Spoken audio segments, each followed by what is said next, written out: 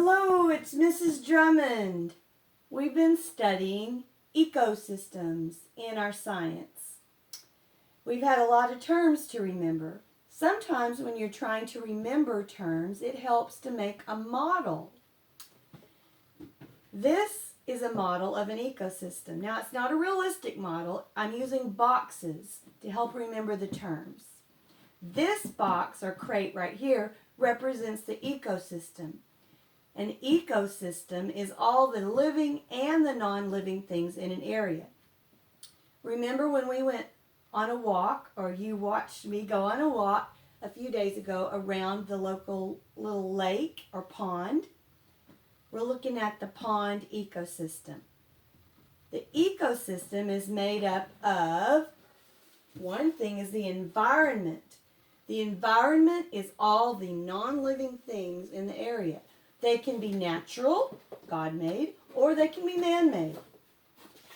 Let's take a look at some of the items in the environment around the pond. There's the soil that is there that the plants grow in. There's a lot of living things in the soil, and living things grow out of the soil, but the soil itself is non-living. The sidewalk, that's man-made. Soil, God-made, sidewalk, man-made. But it is part of the environment. The weather. The weather is it rainy? Is it sunny? Do we get really cold weather, really hot weather? What season is it? It depends. The weather. Fountains. There's another man-made thing. Fountains that were in the lake. The air. All living things need air, but the air itself is not alive. Sunlight, which contributes to the weather. And you have to have sunlight for plants to grow. Animals need a certain amount of sunlight. Rocks. The rocks are God-made and they're not living, but they're part of the environment.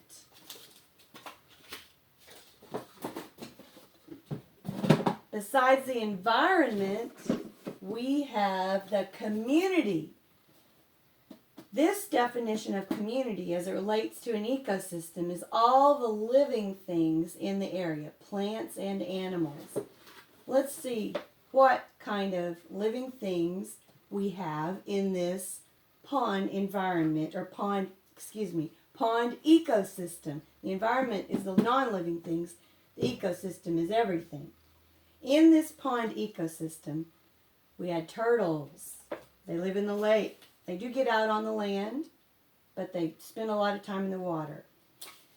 We have fish, the fish that live in the water there.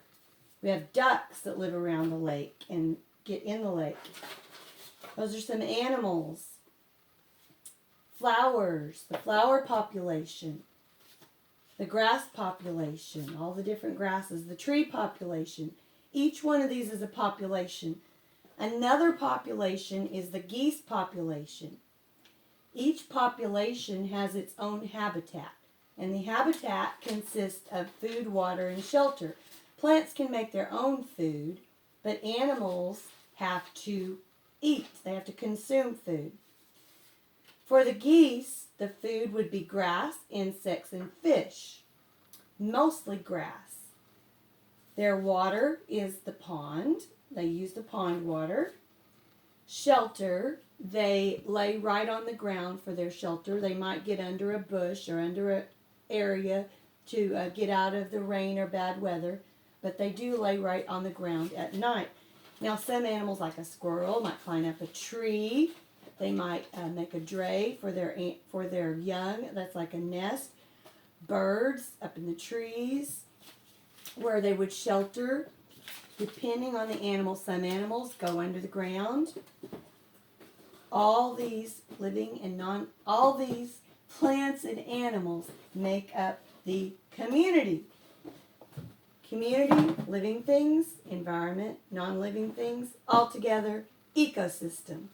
Maybe try doing this for your backyard ecosystem or an ecosystem that you like. Thanks.